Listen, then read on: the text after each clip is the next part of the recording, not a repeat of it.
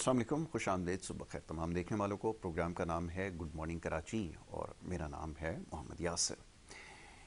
नाज़रीन, programme good morning Karachi में मुख्तलिफ मामलात और मसाइल के हवाले से गुफ्तगू की जाती है और हमारी ये भी कोशिश रही है कि जितने भी अहम मवाक़े हों, जैसे आज का दिन, मुख्तलिफ हवालों से इसकी बहुत ज़्यादा अहमियत है। ताहम इस मुल्क में रहने वाले लोगों के लिए सबसे अहम और इस दिन की जो ख़ासियत है वो इसलिए भी बढ़ जाती है कि आज बानी पाकिस्तान कायद आज़म मोहम्मद अली जिन्नाह का यौम पैदाइश है। और अभी अब से कुछ देर पहले आपने देखा भी गार्ड्स की तब्दीली की एक बड़ी पुरवकार तकरीब हर साल हम अपने स्क्रीन्स पर देखते आए हैं, उसका सिलसिला इस वक्त भी जारी है। और मेरी अपनी ज़ाती ख्वाहिश ये है कि आज का जो दिन है इसको बड़े भरपूर तरीके से मनाया जाना चाहिए। कायद आज़म मोहम्मद अली जिन्नाह की जो एक शख्सियत है उसकी तस्वीर को उजागर करना, ख्याल ये है कि पहले से ज़्यादा ज़रूरी है। आपका जो सियासी करियर रहा, आपका जो इल्मी करियर रहा और ज़िंदगी के तमाम ही शोबे ऐसे हैं जिसको वाक़तन ही कहा जा सकता है कि अब तो हमारे पास शायद ऐसी मिसालें मौजूद नहीं हैं। और बहुत सारी शख्सियात के लिए हम ये लफ्ज़ इस्तेमाल करते हैं कि एक वो मिसाली शख्सियत है। तो कायद आज़म मोहम्मद अली जिन्नाह वाकई एक ऐसी शख्सियत हैं जो एक मिसाली शख्सियत हैं हर एतबार से, पहनने से लेके आपकी गुफ्तार का तरीक़ा, आपके केसेस के बहुत सारे ऐसे रेफरेंसेस हैं जो दिए जाते हैं। बड़ा शानदार करियर आपका रहा है जो वकालत के शोबे से वाबस्ता हैं, वो यकीनन इस बात से बखूबी आगाह होंगे कि आपने किस किस तरह के किस किस नौइयत के केसेस को किन हालात में टेकअप किया और बड़ी कामयाबी से उनका दिफा किया, पैरवी की। और जब सियासत में बाकायदा आपने कदम रखा तो जिन मुश्किल हालात में सियासत आपने की, जिस तरह आपने टीम को तश्कील दिया और एक सियासी जमात से वाबस्तगी अपनी जब ज़ाहिर की मुस्लिम लीग से, तो फिर क्या कुछ चीज़ें ऐसी रहीं जिनका सामना करना पड़ा। बहुत सारों के तो तारीख़ में हवाले मौजूद हैं और बहुत सारे शायद हमें तारीख़ में पढ़ाए नहीं गए। बहरहाल एक बड़ी भरपूर जद्दोजहद आपकी रही और उसका नतीजा ये निकला कि बर सग़ीर पाक व हिंद में तारीख़ी तक़सीम हुई और पाकिस्तान, ममलिकत खुदादाद पाकिस्तान मारिज़ वजूद में आया। तो एक बहुत बड़ी कामयाबी थी। शायद आज हमें उसकी अहमियत का अंदाज़ा ना हो।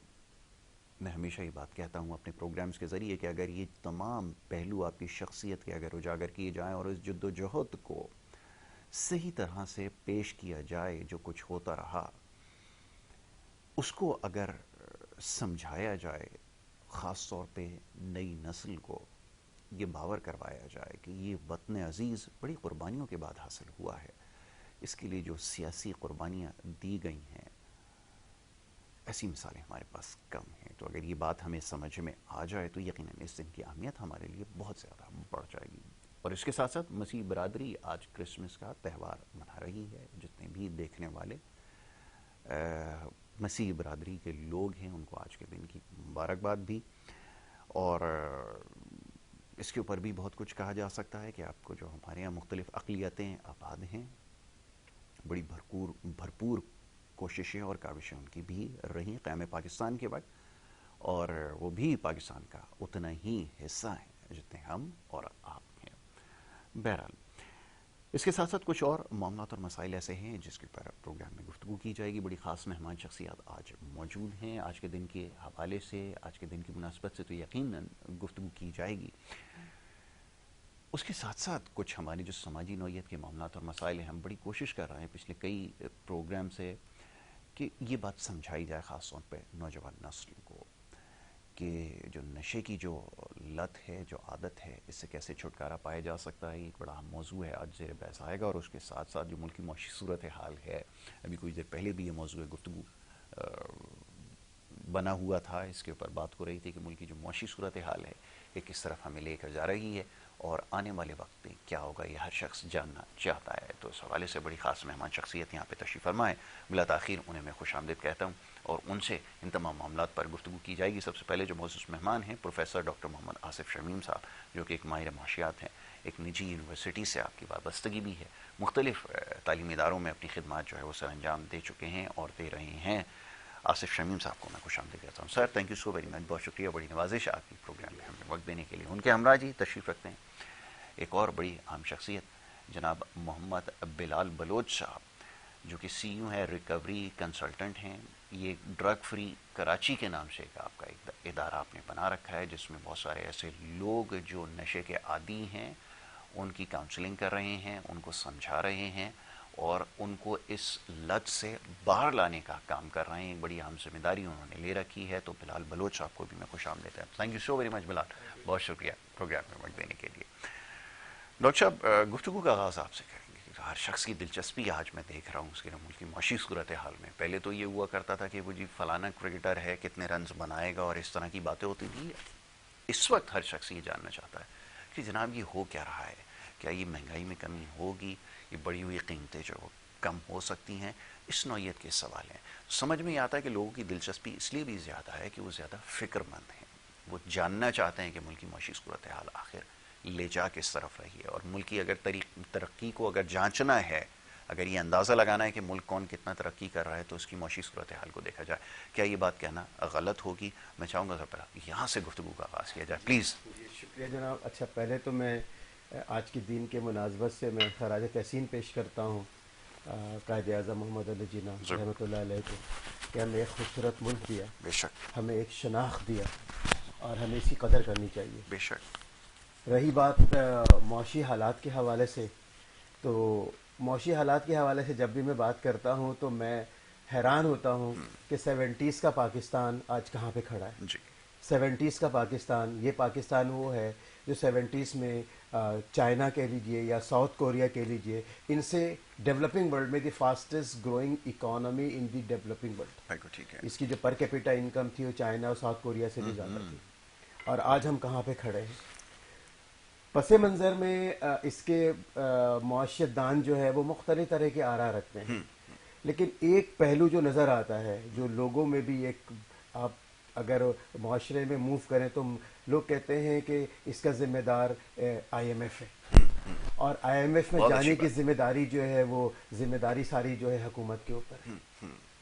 آپ دیکھیں کہ ہم اگر تھوڑا سا میں بیک گراؤنڈ میں جاؤں تو ہم جولائی 2019 میں آئی ایم ایف کے 22 پروگرام میں گئے تھے، جی اور اس میں تقریباً 6.5 ارب ڈالر 6.5 بلین ڈالر کی جو ہے نا ہمارے ساتھ ایک ایگریمنٹ طے ہوا تھا کہ مختلف قسطوں میں وہ ہمیں یہ پیسے ملیں گے. لیکن مسئلہ یہ آتا ہے کہ جب آئی ایم ایف آپ کو پیسہ دیتا ہے تو آپ سے کچھ ڈکٹیشن بھی کرواتا ہے، جسے ہم عام لفظوں میں کہتے ہیں اسٹرکچرل ریفارم کریں. آپ جی ڈسکاؤنٹ ریٹ کو بڑھا دیں، سبسڈیز کو کم کر دیں، ایکسپینڈیچرز کو کم کریں، ٹھیک ہے، ٹیکسز کو بڑھا دیں. اور وہ ٹیکسز کو جب بڑھانے کی بات کرتے ہیں تو گیس، پانی، بجلی، تمام چیزوں میں اس کا امپیکٹ نظر آتا ہے، اور جو الٹیمیٹ جو نظر آتی ہے وہ مہنگائی کی شکل میں نظر آتی ہے. تو اس کا مطلب یہ ہوا کہ مہنگائی کی اصل وجہ جو ہے آئی ایم ایف ہے. اب مسئلہ یہ ہوتا ہے کہ صورتحال یہ ہے کہ ہم اگر مہنگائی کے معاملات کو دیکھیں تو دیکھیں ایک چیز اور بھی ہے اس کے پس منظر میں، گورنمنٹ کے ایکسپینڈیچرز. دیکھیں جو مسائل جو ہوتے ہیں نا، ایک ہوتے ہیں عوام کے مسائل اور ایک ہوتا ہے گورنمنٹ کے مسائل. عوام کے مسائل کیا ہیں؟ عوام کے مسائل دو ہیں جو آپ نے کہا، ایک ہے انمپلائمنٹ اور دوسری ہے مہنگائی. اچھا گورنمنٹ کے مسائل کیا ہیں؟ گورنمنٹ کے مسائل دو ہیں، ایک ہے گورنمنٹ کے ایکسپینڈیچر بجٹ ڈیفیسٹ، اور دوسرا ہے جناب جنرلی جو ہم بات کرتے ہیں ٹریڈ ڈیفیسٹ. یہ دو مسائل گورنمنٹ کی طرف سے آتے ہیں اور یہ دونوں مسائل الٹیمیٹلی امپیکٹ کرتے ہیں عوامی مسائل کو. تو اب صورتحال یہ ہے کہ اگر گورنمنٹ کے مسائل کی بات کرتے ہیں، ٹریڈ ڈیفیسٹ کے، گورنمنٹ ایکسپینڈیچر کے حوالے سے بجٹ ڈیفیسٹ، تو بجٹ ڈیفیسٹ میں ہمارے اخراجات ہمیشہ زیادہ رہے ہیں ہمارے ریونیو سے. بالکل ٹھیک ہے. موجودہ بجٹ میں تو اس کے لیے کہا جاتا ہے کہ آپ نان ڈیولپمنٹ ایکسپینڈیچر کو کم کر دیں. نان ڈیولپمنٹ ایکسپینڈیچر کو اگر آپ کنٹرول کرتے ہیں تو کسی حد تک آپ کنٹرول کرنے میں کامیاب ہو جاتے ہیں. آپ دوسری چیز ہوتی ہے کہ ان نیسیسریلی جو امپورٹس ہے اس کو کنٹرول کریں اور ایکسپورٹ کو فیسیلیٹیٹ کریں، وہ گراؤنڈ کریٹ کریں. اب دوسری طرف آ جائیے، سوال یہ پیدا ہوتا ہے کہ جو موجودہ جو بجٹ ہے ہمارا 9.4 ट्रिलियन रुपीस का। अब 9.4 ट्रिलियन रुपीस के अगेंस्ट हमें जो पेमेंट करनी है, बहुत इंटरेस्टिंग बात कर रहा हूं मैं आपको, जो हमें सूद के अमाउंट जो पे करना है that is around 8.5 trillion rupees. अब मुझे बताएं, एक शख्स की आमदनी, एक्सपेक्टेड इनकम की बात कर रहा हूं, एक्सपेक्टेड रेवेन्यू 9.4 ट्रिलियन, अब इसके अगेंस्ट आपके सिर्फ सूद के मद में खड़ा हुआ है 8.5। ये डिस्काउंट रेट की वजह से हुआ है, जब 7% से 1.5-2 साल में 7% से बढ़ के 22% पे गया है। तो अब ये बताइए कि अगर 8.5 अरब 8.5 ट्रिलियन रुपीस अगर आप सूद के मद में पेमेंट कर देते हैं तो आप कहां खड़े हैं, बाकी अखराजात कहां से करेंगे? इसका मतलब ये हुआ कि जितने भी एक्सपेंडिचर हैं, चाहे हम बात करते हैं कि हमारे मिलिट्री एक्सपेंडिचर हो जाए, चाहे हम बात करें जो गवर्नमेंट के ऑफिसर्स के अखराजात हो जाए, चाहे पेंशन की बात करें, ये तमाम की जो पेमेंट करनी है वो हमें पेमेंट करनी पड़ेगी कर्ज लेके जी। अब सवाल ये पैदा होता है, अगर कर्ज लेके पेमेंट करनी है तो again we are looking towards the IMF। ठीक है। अब जब हम IMF की तरफ जाने की बात करते हैं, मैं एक छोटी सी और एक बता दूं कि IMF की कंडीशन की वजह से और स्ट्रक्चरल रिफॉर्म की वजह से पाकिस्तान को, देखिए बेशुमार उसके जो कंडीशंस होते हैं, उनमें सिर्फ 2 कंडीशंस पे अगर हम गौर करें, एक है डिस्काउंट रेट और एक है करेंसी डिवैल्यूएशन। तो इसके मद में पाकिस्तान को for the sake of $6.5 billion जो अभी तक कंप्लीट नहीं मिला है, $6.5 बिलियन के अगेंस्ट पाकिस्तान को तकरीबन $110 अरब का नुकसान हो चुका है। तकरीबन करेंसी डिवैल्यूएशन के मद में $80 अरब का नुकसान हो चुका है और अराउंड $40 बिलियन का नुकसान हो चुका है डिस्काउंट रेट के वेरिएशन की वजह से। तो मैं समझ में नहीं आती, आप कहते हैं हमारी मजबूरी है, ये ऐसी कौन सी मजबूरी है, ये कौन सा रैशनल डिसीजन है, मुझे बता दीजिए। For the sake of $6.5 billion just आपने इस मुल्क को $110 अरब का नुकसान पहुंचा दिया है। दूसरी तरफ आ जाइए, जब अब मसला ये है कि हमें तो अपने बजट डेफिसिट को पूरा करना है, हमारे पास पैसे नहीं है, ठीक है, तो एक और बात भी करूंगा, पैसे खत्म नहीं होते, पैसे किसी के पास चले जाते हैं, इस पर भी मैं बात करूंगा। तो अब सवाल ही पैदा होता है, ultimately again we start looking towards the IMF। अब जब IMF की तरफ जाते हैं तो IMF जो है कुछ बातें, कुछ कंडीशन अगेन वो रख देता है, कुछ सवालात करता है वो कि भाई एक बात बता दीजिए, IMF इशारे देता है। अब पिछले दिनों IMF के MD ने भी कुछ इशारे दिए हैं हमें कि हमें इन चीजों का ख्याल रखना है, ठीक है ना, क्योंकि इसमें पर्टिकुलरली IMF बात करता है what about the progressive income tax. बिल्कुल ठीक है। आज जब हम प्रोग्रेसिव इनकम टैक्स की बात करते हैं तो इसमें सबसे बड़ा जो टारगेट होता है वो है फ्यूडल लॉर्ड्स, जमींदार। अब जमींदारों की जो आमदनी है सालाना वो तकरीबन 1200 अरब रुपए से ज्यादा है, ठीक है, और उसमें वो टैक्स जो देते हैं यासिर साहब सिर्फ और सिर्फ 2 अरब, सिर्फ और सिर्फ 1200 अरब की आमदनी पे टैक्स मिल रहा है हुकूमत पाकिस्तान को $2 अरब। इसी तरह से जब हम बात करते हैं जो स्पेशली वो जो यूं कह लीजिए जो प्रॉपर्टी डेवलपर्स हैं या प्रॉपर्टी ओनिंग क्लास है, जब उनकी हम बात करते हैं तो प्रॉपर्टी डेवलपर और प्रॉपर्टी ओनिंग क्लास की अगर हम सिर्फ शहरों में एक कैनाल एंड अबव घरों की बात करें तो तकरीबन यूं कह लीजिए कि उसकी जो मालियत बनती है 4000 अरब रुपए से ज्यादा बनती है, और वो हमें जो टैक्स देते हैं गवर्नमेंट को सिर्फ और सिर्फ 16 अरब रुपए। इसी तरह से हम जो तीसरी क्लासेज है जो IMF पर्टिकुलरली फोकस करता है इनको, वो है जनाब particularly retailer and wholesale traders. Retailer सबसे बड़ा जो हमारा जो टारगेट है या सबसे बड़ा जो पार्ट है इकोनॉमी में वो रिटेलर एंड होलसेल ट्रेडर्स हैं। अब मसला ये आता है कि ये सिर्फ और सिर्फ 25 से 27 अरब रुपए जो है ये टैक्स के मद में देते हैं। अब इनको गवर्नमेंट सपोर्ट कितना कर रही है, इनको गवर्नमेंट सब्सिडी कितना दे रही है, that is more than 2000 billion rupees, 2000 अरब रुपए से ज्यादा इनको मराहत दे रही है। अगर सिर्फ ये मराहत हम हटा लें, सिर्फ मराहत हटा लें तो हमारी इकोनॉमी में 2000 अरब रुपए से ज्यादा इंजेक्ट होते हुए नजर आ रही है। डॉक्टर साहब इसको कंटिन्यू करते हैं, बड़ा डिटेल टॉपिक है कि आपकी जो ग्रे इकोनॉमी है इसकी वजह से आपको क्या हासिल हो रहा है। ये ग्रे इकोनॉमी तो खैर हमारा वो नहीं है, बल्कि हमारा जो एक ये जो ब्लैक इकोनॉमी है इसको हम ब्लैक इकोनॉमी कहते हैं। इसकी वजह से आपको कितने लॉसेस जो हैं वो बेयर करने पड़ते हैं और इसको कैसे टैप करेंगे। और जैसा भी आपने टैक्स नेट की बात की है, ये बड़ा इंपॉर्टेंट एक टॉपिक है कि जो कंडीशंस की बात की है ना, یہ جو ہم جتنے بھی جو میجر کموڈیٹیز ہیں ان کے اوپر ٹیکسز لگا کے سروسز سیکٹر کو مزید اسکویز کر کے جو ہم اپنی اکانومی کو رن کر رہے ہیں، اس کا کیا نقصان ہے، اس کے اوپر میں بھی آپ سے بات کروں گا. ذرا میں بلال کی طرف آتا ہوں. یہ بڑا انٹرسٹنگ ٹاپک ہے، ویسے تو اس کو نہیں بیچ میں بریک کرنا چاہیے، لیکن یہ ایک اور بڑا انٹرسٹنگ کیس ہے. بلال یہ بتائیے کہ یہ ہر طرف موومنٹ چل رہی ہے، ڈرگ فری کیا جائے، صحیح ہے، اویئرنیس ہونی چاہیے، تو بہت اچھی بات ہے، بٹ اس تیزی سے ڈرگ پینیٹریٹ بھی کر گئی ہے سوسائٹی کے اندر. اور کیا کچھ اب تک ایکسپیرینس کیا ہے، خیال کیسے آیا کہ پیچھے یار یہ کام کرنا ہے، ہر شخص یہاں پر اپنے لیے سوچ رہا ہے، جیسے ابھی ہم فکر معاش کی بات کر رہے تھے، یعنی کہ ہر شخص سوچتا ہے کہ میری پاکٹ میں کچھ ہونا چاہیے. یہ کیسے خیال آیا، ذرا پہلے یہاں سے بتائیں. تو پہلے بہت بہت تھینک یو جی کہ آپ کے پلیٹ فارم سے یہ اپرچونٹی ملی کہ ایسے اہم سے موضوع پہ ہم ڈسکشن کر سکیں. بالکل. لائک ایوری بڈی ایلس، میں بھی بدقسمتی سے اس مرض کا شکار رہا ہوں. تو خود بہت مشکل ہو گئی تھی ایونچولی. بالکل ٹھیک ہے. ایسی کسی چیز سے نکلنا، ملٹیپل ٹریٹمنٹ سے گزرنا پڑ رہا تھا. بڑا پینفل ہوگا. ایک ٹریٹمنٹ نہیں، ملٹیپل ٹریٹمنٹس ہو گئی تھیں. بالکل ٹھیک ہے.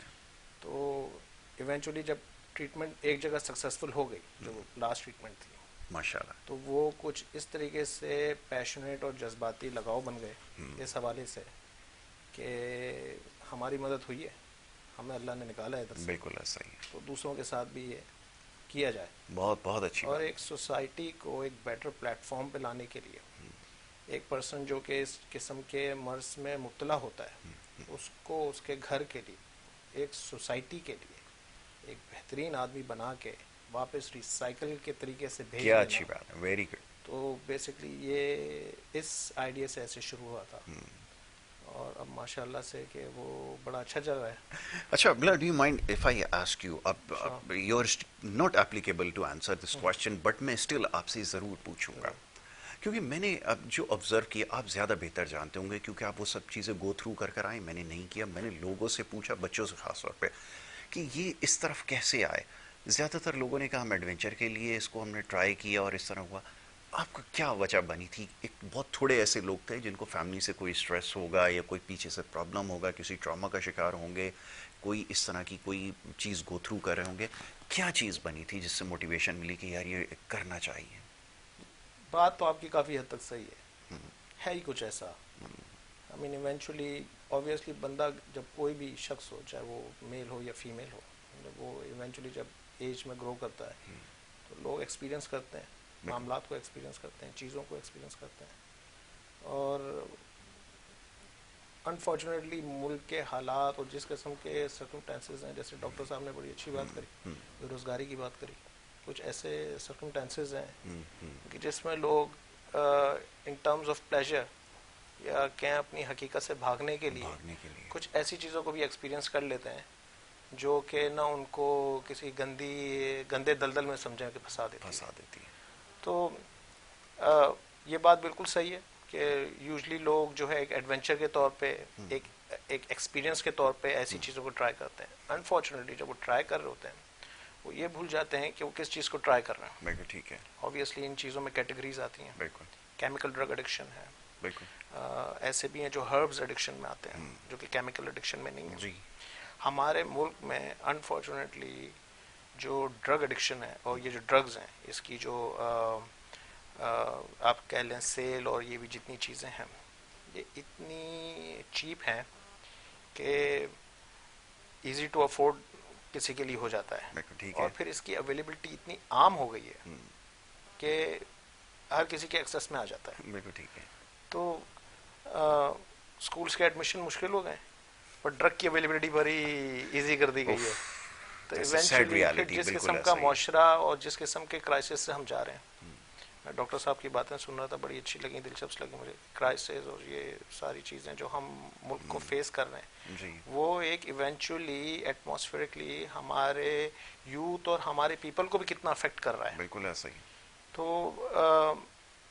بٹ ان دی اینڈ یہ میجر آپ کہیں آن بیسس تو یس ایکسپیرینس اور ایڈونچر کے حوالے. ایڈونچر تھا. باقی usually people have lot of issues with it. کوئی جاب لیس ہے, کسی کے گھر میں کوئی ڈپریشن ہے, کوئی ڈپریشن کا مارا ہے. ایگزیکٹلی. اچھا بلال, میں نے ایک چیز دیکھی کہ ایکسیس کی بات کی نا ڈاکٹر صاحب, ایک بڑا انٹرسٹنگ پوائنٹ مجھے یاد آیا کہ میں ایک ڈاکٹر تھے, بڑے سینئر سرجن تھے NSCC سے, میں ان سے بات کر رہا تھا, تو انہوں نے کہا ایسی ڈرگس پاکستان میں اتنی آسانی سے اویلیبل ہیں کہ دنیا میں اگر کہیں اس کا نام لو تو آدمی اوچھل پڑے کہ یہ اس کا نام اس کی زبان تک آیا کیسے. مطلب ڈاکٹرز کو اویلیبل نہیں ہے, بٹ ایک عام آدمی جا کے اس کو آسانی سے خرید سکتا ہے. اچھا, پھر دوسرا یہ کہ اب اس کو اب لوگ پہلے سمجھتے نہیں کہ ایڈکشن ایکچولی ہے کیا. یہ گٹکا ماوا یہ بھی اتنا ہی لیتھل ہے جتنے اور دیگر ڈرگز ہیں جو بڑے بڑے نام, میں نام ہمیشہ اس لیے نہیں لیتا کیونکہ میں اگر نام لوں گا بہت سارے لوگ شاید اس نام سے واقف نہ ہوں اور وہ جا کے ٹرائی کریں کہ جی یہ پروگرام میں نام سنا ہے, ذرا اس کو تو ٹرائی کریں, یہ کیا چیز ابھی بتائی گئی ہے, تو اس لیے میں اوائڈ کرتا ہوں. یہ ویسے تو یہ بھی نہیں لینا چاہیے گٹکا اور ماوا, بڑے عجیب سے یہ وہ ہے, بٹ ہر بندہ اس کے اوپر لگا ہوا ہے, جس کی جتنی ریچ ہے, جتنی اس کو ایکسیس ہے, وہ اس کو خرید کر وہ کر رہا ہے, ہر طرح سے اس کو وہ کر رہا ہے. تو سب سے پہلے اس کو بھی سمجھنا چاہیے. اور دوسرا یہ کہ میں ایک صاحب تھے ان کو میں اتفاق ہوا جب وہ بھی اسی ایڈکشن کا شکار تھے, میں نے ان کو پوچھا کوئی بھی چیز استعمال کرنے سے پہلے, ایون کھانے سے پہلے بھی آدمی دیکھتا ہے کہ اس کے پیچھے لکھا کیا ہے, میری باڈی کے ساتھ کرے گا کیا آپ نے کبھی سوچا تھا کہ اس کا کیا نقصان ہو سکتا ہے. جب بھی کوئی میڈیسن لے کم از کم یہ تو پتا ہو کہ میری باڈی میں جا کے اس نے کام کیا کرنا ہے, یا ایسے ہی ٹرائی کیا ہو کہ بس ایسے ہی فار فن ٹرائی کیا اور ہوا یہ کہ at the end of the day اس کے اندر جو بالکل صحیح کہا انہوں نے. بالکل دیکھیں کیوریوسٹی جو ہے نا بڑی انسان کے اندر ان بلڈ ہے, بائی ڈیفالٹ ہوتی ہے کہ وہ فطرت انسان کے طریقے سے داخل ہوئی ہے. اچھا بلال خود بڑے اچھے ایتھلیٹ ہیں, اب یہ ایک ایتھلیٹ کا اس طرف آنا, میں ذرا ابھی بلال اس کے بعد جو پہلا ڈاکٹر صاحب کی طرف چلتے ہیں, پھر آپ سے ذرا اس بارے میں پوچھوں گا کہ فٹنس سے ریلیٹڈ ایک بندہ اتنی اچھی فزیک جس کی ہو, سمجھتا ہو ساری چیزوں, سمجھنے کے بعد اس طرف جانا, یہ میرے لیے زیادہ انٹرسٹنگ ہوگا. ڈاکٹر صاحب یہ ذرا بتائیے گا کہ ہمیں یہ جو معاملات ہیں اس کو ٹھیک کرنا, ایکسپینڈیچر کو کنٹرول کرنا, اب تو ہر شخص کو پتہ ہے کہ گورنمنٹ اپنا ایکسپینڈیچر کم کرے اور ریونیو سائڈ کے اوپر کام کرے, یعنی کہ آسان لفظوں میں کہ اپنے اخراجات کو کم کرے, آمدنی بڑھائے. پاکستان 240 ملین اتنا ہی ہے ویسے آبادی پاپولیشن کا بیس, آپ بتا دیں اتنا ہی ہوگا, کم از کم اتنا. تو اتنا پوٹینشیل اگر کسی کنٹری کے پاس ہو, اتنا بڑا ہیومن کیپٹل ہو, اور اگر ادھر فائنینشیل کرائسس ہو, بھائی اگر میں آسٹریلیا کی بات کروں جہاں پہ تقریباً کوئی میرے خیال میں 3 کروڑ کے قریب ٹوٹل آبادی آسٹریلیا کی ہے, اور دیگر ممالک اگر دیکھ لیں, یہ تو 6th لارجسٹ پاپولیشن ورلڈ ہے, اور وہ اسٹرگل کر رہی ہے. یہ سمجھنا میرے لیے ٹائمز بڑا مشکل ہو جاتا ہے. تو اس کا مطلب یہ کہ آپ کی مینجمنٹ فیلئر ہے, آپ کی ایڈمنسٹریشن کا فیلئر ہے, سارے فیلئرز ہیں. ٹھیک اگر کرنا چاہیں تو ویئر ٹو بگن, کہاں سے اسٹارٹ کریں پلیز. سب پہلے تو میں ہیلتھ جی ہیلتھ ایکچولی ہیلتھ جو ریگولیٹری اتھارٹی ہے ان کو بڑا فعال ہونا پڑے گا. آپ دیکھیں کہ جگہ جگہ سوسائٹی میں جو آپ نے چند پروڈکٹ کے نام لیے وہ بہت آسانی سے دستیاب ہیں. تو یہ جو کمیونٹی لیول پہ یا مختلف تھانوں کے لیول پہ اس کی امپلیمنٹیشن بہت اسٹرکٹلی ہونی چاہیے, جس کا فقدان نظر آتا ہے. ٹھیک ہے. دوسری بات آ جاتی ہے ڈاکٹر صاحب کہ یہ دیکھیں کہ پاکستان ٹھیک ہے نا 240 ملین, ٹھیک ہے نا, اس میں سے ابھی جو ریسنٹ رپورٹ آئی ہے اس میں more than 100 million peoples are living below the poverty line. ٹھیک ہے نا, غربت کا لیول 35% سے بڑھ کے 50% پہ جا رہا ہے. آدھی آبادی, اس سے آپ کو پتہ چلتا ہے کہ پالیسی میکرز کیا کر رہے ہیں. ڈاکٹر صاحب ایک چیز ہوتی ہے پاورٹی گیپ. پاورٹی گیپ اگر ہم مانیٹری ٹرم میں بات کر رہے ہیں, ہم پاورٹی گیپ جو ہے تقریباً 2100 ارب روپے کے برابر ہے. ٹھیک ہے, اور اس کو سپورٹ کرنے کے لیے آپ کے پاس ایک رہا صاحب پروگرام ہے جس کو آپ بے نظیر انکم سپورٹ پروگرام کہتے ہیں, اور اس کی جو مالیت بنتی ہے کھینچ تان کے تقریباً 400 ارب کے برابر. تو اس گیپ کو آپ کو دیکھنا پڑے گا, کنٹرول کرنا پڑے گا کہ اس کو کس طرح سے, یعنی کہ آپ کہہ لیجیے کہ 37 to 40% population are living below the poverty line. تو اس کو آپ کو دیکھنا پڑے گا کہ اس کے لیے اسٹریٹجیز بنانی پڑے گی. مسئلہ یہ آ جاتا ہے کہ حکومت نے اپنے غیر ضروری اخراجات کو اس طرح سے ایکسپینڈ کر دیا ہے. آپ دوسری طرف دیکھیں, ایک مثال دیتا ہوں میں آپ کو, SOEs کی بات کرتا ہوں. SOEs اسٹیٹ اون انٹرپرائزز, اس کے اخراجات آسمان پہ پہنچے ہوئے ہیں. اس سال صرف اس سال ایس او ایز کے اخراجات جو ہیں تقریباً جو ایک تخمینہ ہے 2,500 ارب روپے سے زیادہ ہے. تو اسے کنٹرول کرنا پڑے گا. دوسری طرف آ جاتی ہے بات جو آپ کہہ رہے تھے کہ چیزیں کس طرح کنٹرول ہوں گی, آگے کس طرح چلے گا. تو یہاں پہ ایک پروفیسر ہے, exactly don't remember his name, غالباً پروفیسر لیوی سے, وہ کہتا ہے anything that private sector can not do government can do.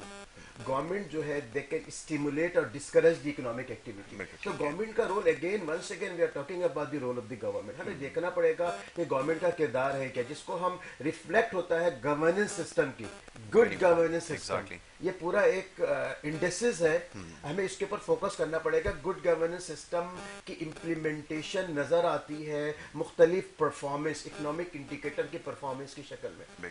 معاملات یہ چکا ہے کہ اگر ہم ایک بات آپ سے اور کرتے ہیں جس میں ہم ٹیکس ریونیو کی بات کرتے ہیں, tax to G D P ratio Pakistan کا 8.5% ہے, اس کو لے کے جانا پڑے گا 15%.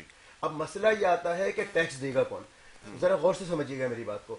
تقریباً یوں کہہ لیجئے کہ پاکستان میں 35 سے 40 لاکھ لوگ, صرف 35 سے 40 لاکھ لوگ ٹیکس دیتے ہیں بس. اچھا, اور ایک انٹرسٹنگ پہ بتاؤ, اگر گورنمنٹ آفیسرز کی بات کرتے ہیں تو کم و بیش 40 لاکھ کے قریب گورنمنٹ آفیسرز بھی ہیں. اب مسئلہ یہ آتا ہے کہ ایف بی آر نے بہت زبردست اقدامات لیے ہیں, اللہ کرے اس اقدامات کا نتیجہ آ جائے, لیکن مجھے نہیں لگتا ہے کہ 9.4 ٹریلین جو آپ نے روپیز ٹیکس کلیکشن رکھا ہے, یہ مشکل سے میں آپ کو بتاؤں کہ اگر 6 ٹریلین بھی اچیو ہو گیا تو بہت بڑی بات ہوگی. اس کے پیچھے وجہ کیا ہے؟ وجہ میں بتاؤں آپ کو کہ 35 سے 40 لاکھ تو صرف گورنمنٹ امپلائیز ہیں. ان میں سے ذرا آپ انویسٹیگیٹ کریں کہ کتنے لوگ ٹیکس دیتے ہیں. ابھی ایک رپورٹ آئی تھی, اس میں یہ بات آیا ہے کہ 600 F B R officers 2021, 2022, 2023 600 F B R officers جو ہے ٹیکس نہیں دے رہے. تو آپ کو جو ہے نا ایک یونیفارمٹی کریٹ کرنی پڑے گی کہ پبلک اینڈ پرائیویٹ دونوں آفیسرز, دونوں امپلائیز کو جسٹیفائی کرنا پڑے گا whether they are paying the taxes اور ناٹ. ایک اچھا کام کیا ہے انہوں نے کہ جو لوگ ٹیکس نہیں دیں گے, اب مسئلہ اس میں فائلر اور نان فائلر آ جاتی ہے. ایک چھوٹی سی چیز بریک کے لیے کہا جا رہا ہے, میں sorry to cut you short, ایک چھوٹی سی بریک یہاں پر لینی ہے اور بریک کے بعد جب واپس آئیں گے تو یہیں سے گفتگو کو جاری رکھیں گے. آپ دیکھتے رہیے good morning Karachi.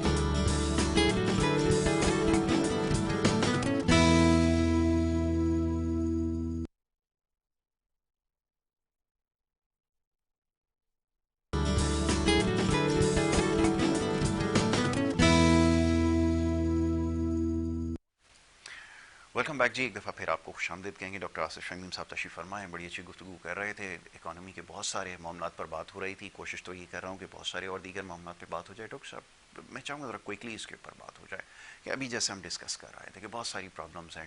Tax net کو براڈ کرنا ہے, بہت بڑا چیلنج ہے. ایک تو ٹرانسپیرنسی آنی چاہیے, آنیسٹ لوگ آئیں, سسٹم کوئی ہو, پالیسی میکر ہو, تب جا کے یہ سیگمنٹ ٹھیک ہو سکے گا.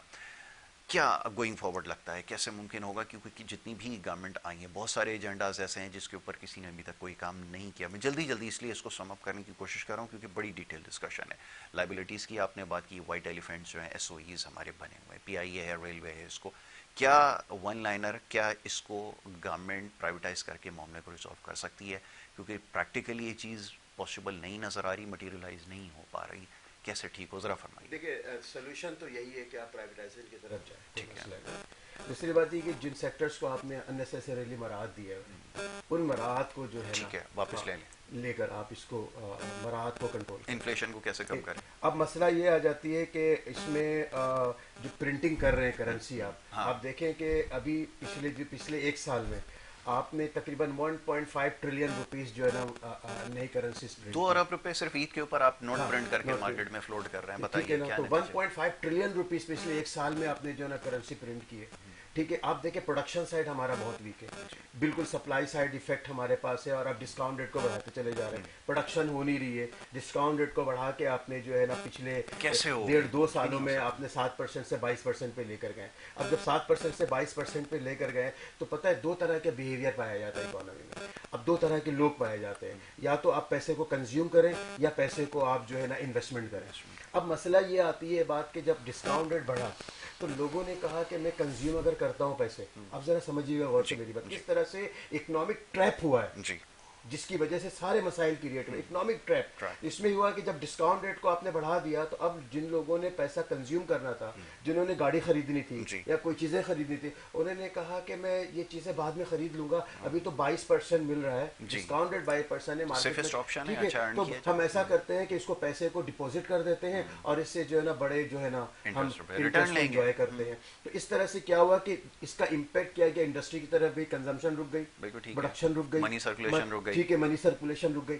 دوسری طرف یہ ہوا معاملہ جو انویسٹرس ہیں, انہوں نے کہا کہ اگر میں پیسے کو لگاتا ہوں, آپ مجھے بتا دیجیے یاسر صاحب کون سا بزنس ہے اگر آپ 22% لے رہے, کائبور لگا دیں 25-26% پہ جب آپ پیسہ لیں گے تو آپ مجھے بتا دیجیے, مجھے ایک بزنس کا نام بتا دیجیے جہاں پہ 25% زیادہ پروفٹ ہے, ریٹرن ہے, نہیں ہے, تو اور رسک بھی ساتھ ہے, بالکل رسک بھی ساتھ ہے, ایگزیکٹلی, کیونکہ انفارمیشن کلیئر نہیں ہے, ہم ٹیلنگ یو انفارمیشن کلیئر. تو اب یہ کہتے ہیں کہ 25-26% پہ میں پیسے لے کے میں انویسٹ کروں اور رسک بھی ساتھ میں ہو, تو اس سے بہتر انہوں نے کیا کیا ہوا کیا ہے, زبردست سنیے گا. تو انہوں نے کیا کیا کہ بجائے پیسے کو انویسٹمنٹ کرنے کے, انہوں نے کیا کیا پیسے کو سیو کیا, ڈپوزٹ کر دیا. اب بینک میں ڈپوزٹ, جن کے پاس زیادہ پیسے تھے, بڑے پیسے تھے, انہوں نے کیا کیا بینک میں پیسہ رکھا, اب اس کی وجہ سے کیا ان کو 22% 24% مل رہے ہیں. تو اس طرح سے کیا ہوا, بینک کے بھی مزے ہو گئے, ٹھیک ہے نا. یہ جو بڑے جن کے پاس دیکھیں چند لوگوں کے پاس پیسے ہیں, انہوں نے کیا کیا انویسٹ کرنے کے بجائے بینک سے جو ہے نا وہ پروفٹ کمانا شروع کر دیا, بینک کے تھرو ڈپوزٹ کر کے,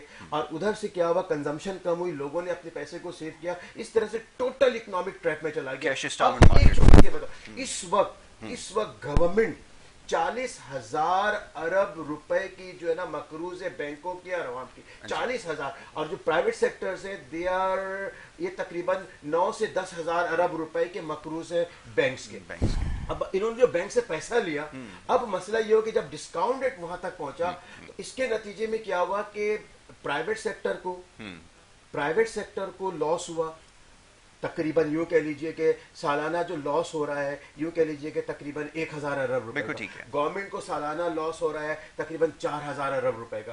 اگر یہ ڈسکاؤنٹ ریٹ واپس باؤنس بیک ہوگا, سولوشن باؤنس بیک ہوتا ہے سال کے اندر, اگر یہ 10% پہ بھی آ جاتا ہے, کیونکہ 6% 7% پہ تو ہم نے دیکھا ہے اکانومی رہی ہے, تو اگر واپس آتا ہے تو اس کے نتیجے میں اکانومی میں 6,000 ارب روپے کی انجیکشن, بالکل فوراً سے امیڈیٹلی آپ کو اس کا ٹرکل ڈاؤن ایفیکٹ جو ہے وہ نظر آنا شروع ہو جائے گا. دیٹس ویری امپورٹنٹ, یہی باٹم لائن ہے. اس کے اوپر مزید گفتگو کرتے ہیں, وقت کم ہے اور بہت ساری باتیں کرنی ہیں. بلال بھی یہاں پر بیٹھے ہوئے ہیں, ان بلال سے بہت کچھ سمجھنے کا موقع ملے گا.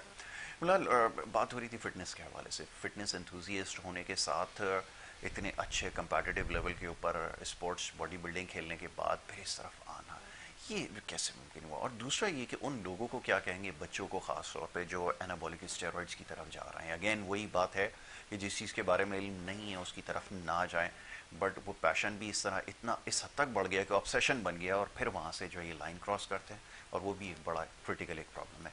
کیا اس کے بارے میں کہیں گے؟ ایک چھوٹی سی کریکشن کرتا ہوں. بیسکلی یہ ہے کہ میں بیسکلی ریکوری میں آنے کے بعد فٹنس پہ گیا ہوں. اچھا ٹھیک ہے, ریکوری میں آنے کے بعد. آپ کی لیٹ سے کہ اس کیس اسٹڈی کو دیکھتے ہوئے کہ کیا میں نے ایسا کوئی ایکسپیرینس کیا اپنے تجربے میں کہ میں نے کسی کو دیکھا ہے کہ جو کہ ایک فٹنس انتھوزیاسٹک تھا اور وہ ڈرگ ایڈکشن کی طرف چلا گیا, تو یس دس از پاسبلٹی. یوزلی لوگ اسٹیرائڈز اینابولکس لگاتے ہیں کمپٹیشن لیول پہ فٹنس اور باڈی بلڈنگ کے ٹارگیٹس اور اچیومنٹس کے لیے. بالکل ٹھیک ہے.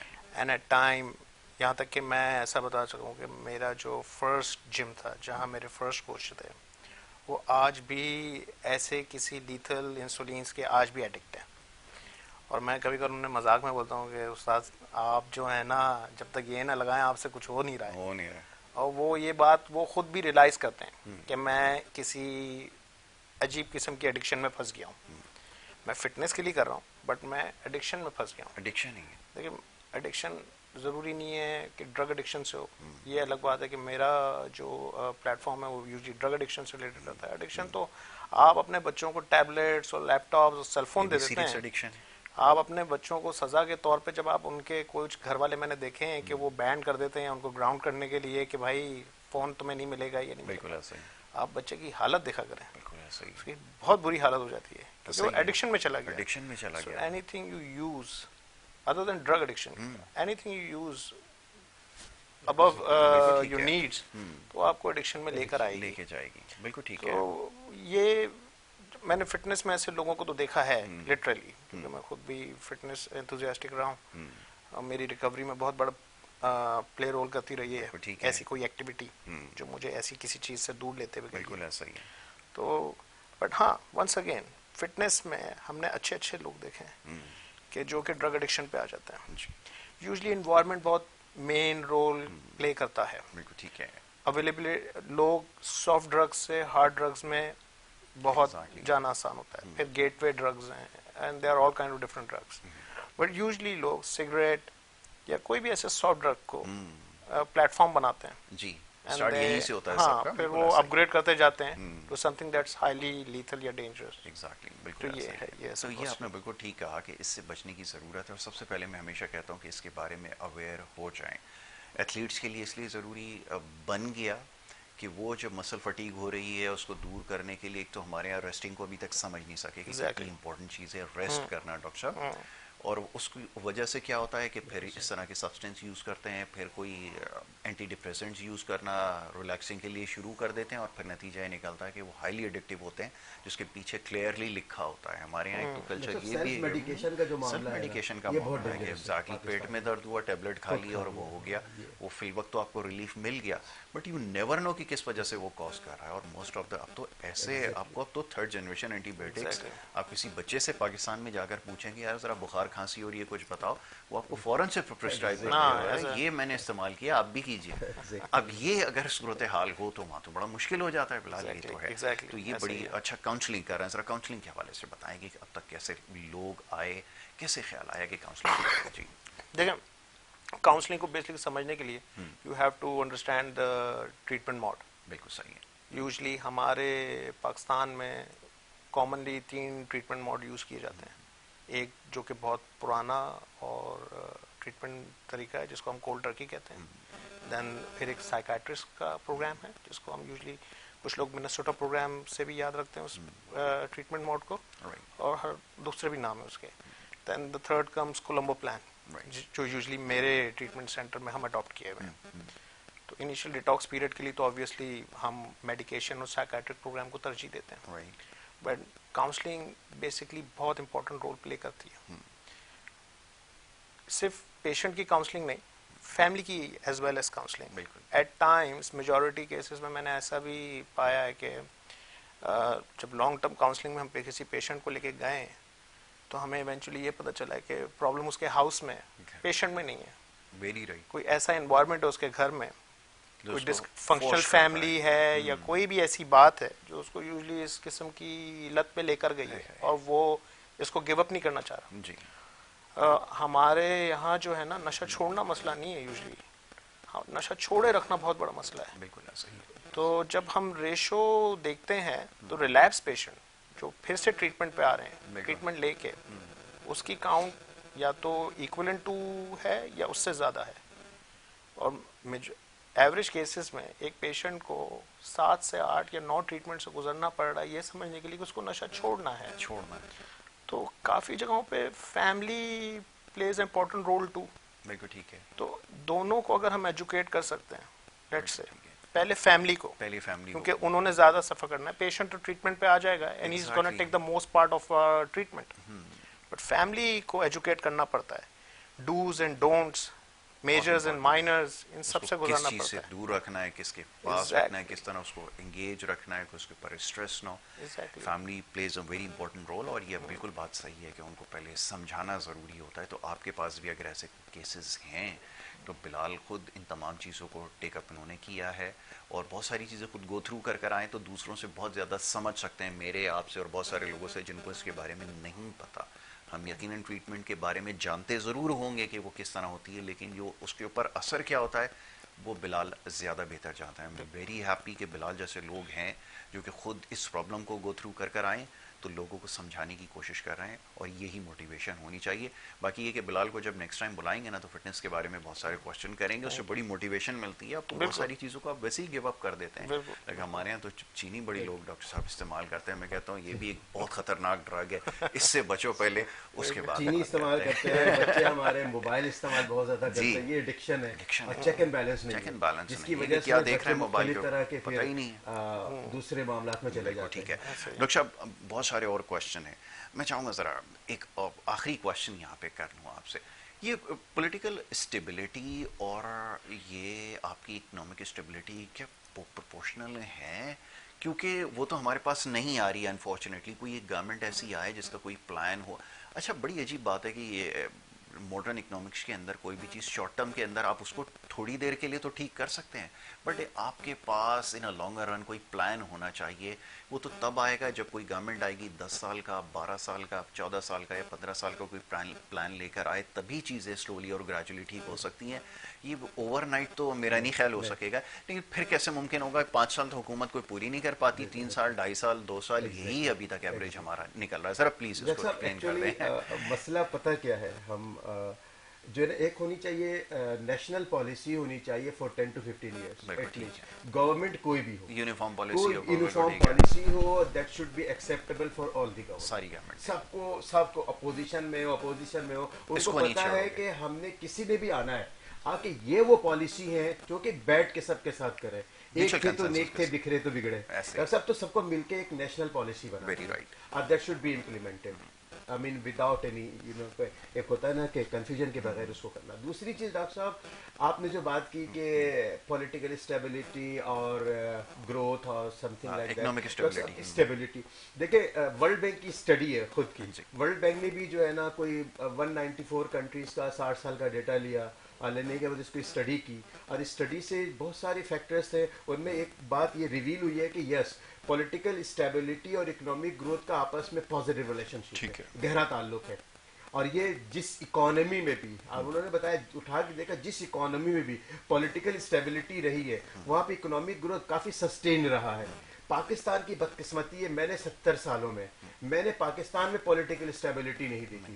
میں کہتا ہوں ٹھیک ہے آپ نے اب وہ ایک تھرو پراپر چینل ایک لیگل طریقے سے ایک حکومت آ گئی ہے، لیٹ دیم ورک. دیکھیں ڈاکٹر صاحب اکانومی میں چیزوں کو واضح کرنا اور آؤٹ کمس لے کر آنا یہ 1-2 دن کی بات نہیں ہے. میں تو کہتا ہوں کہ 5 سال بھی کم ہے آنیسٹلی اسپیکنگ. جب لانگ ٹرم اسٹریٹجی پہ جاتے ہیں، گروتھ کی اسٹریٹجی بناتے ہیں، monetary fiscal policy, commercial policy, administrative policy کے شارٹ ٹرم میجرز تو کر دیتے ہیں. اکانومی میں ہمارے یہاں لیگل ایشوز ہیں، پولیٹیکل ایشوز ہیں، اکنامک ایشوز ہیں، ایڈمنسٹریٹو ایشوز ہیں. یہ چاروں ایشوز ہیں، 4 پلر ہیں اکانومی کے. ہمیں ان چاروں پلر پہ کام کرنے کے لیے ایٹ لیسٹ کسی حکومت کو 5 سال تک کام کرنا پڑے گا، تب جا کے کوئی ویزیبل چینج نظر آنے لگے گی. ہمیں ایکسپورٹ پہ کام کرنا پڑے گا، ہمارا ایکسپورٹ، ایجوکیشن پہ کام کرنا پڑے گا، ریمیٹنسز پہ کام کرنا پڑے گا. ہمارے ریمیٹنسز دیکھیں 31 ارب سے کم ہوتے ہوتے 24 ارب پہ آ گئے.